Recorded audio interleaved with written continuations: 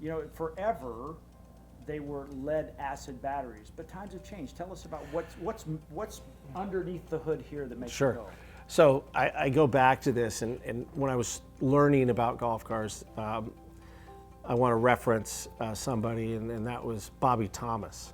And Bobby Thomas started Electric Car Distributors, and the company was ongoing for 50 plus years.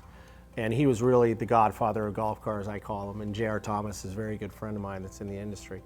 But he said to me, he said, Jason, don't call these carts. These are not golf carts. And I said, well, that's interesting. He says, yeah, you call them golf cars. I said, well, it's really not a car. He said, well, carts you pull or push. Oh. Right? So I said, that's kind of interesting. Okay. I like that, right? It's true, right? Yeah, absolutely. So you go to the grocery store, think about that when you're pushing the cart around. Yeah, exactly. But anyway, so I call them golf cars, okay? But anyway, we've really, in the last 3 years, the industry was, prior to that, was very standard, right? 4 tires, lead acid batteries, a motor, and off you go.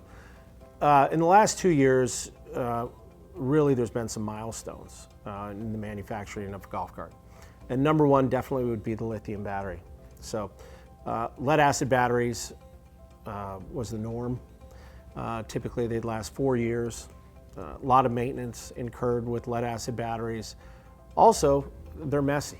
A lot of corrosion on your terminals and garage stains. And so we've overcome that with lithium. And here at Lux, we had several different companies.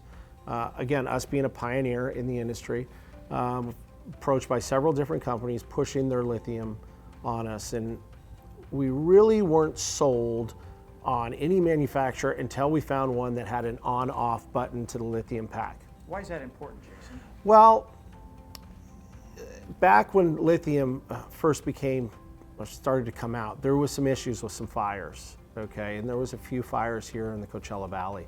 And it was directly pointed towards the lithium battery pack. And so there was some pushback, and I can understand why, and that's why we were very leery at Lux on promoting any type of lithium pack at that time until the on-off button. The company approached us and had that on-off button, which is great because if you leave, I say, for more than a week, or some people even turn it off every day after it's fully charged, but a lot of people leave for 6 months too. So you turn the pack off, there's no current going through your golf cart at all. It's impossible to have a car fire, golf cart fire, or car fire, however you want to say it. And we have not had any of these such fires in 2 years that I know of. And we've sold thousands of these lithium packs. We've had one warranty item, I think, which I shared with you. But that's pretty good, 1 out of probably 2,000 that we've installed. And so it's a game changer. Again, we go to the maintenance of it, but we also go to the longevity. You can drive, upwards of 50, depending on the amperage. You can drive upwards to 50 miles, and some you can go on a single charge. Wow. And some can even go further than that. Not that you'd ever want to go that far. I can't imagine, but it's a long trip to LA. It's a long trip. You'd have to stop a couple times. Yeah. Okay. But so a couple points, right? So we're talking about maintenance. There's no maintenance to it anymore.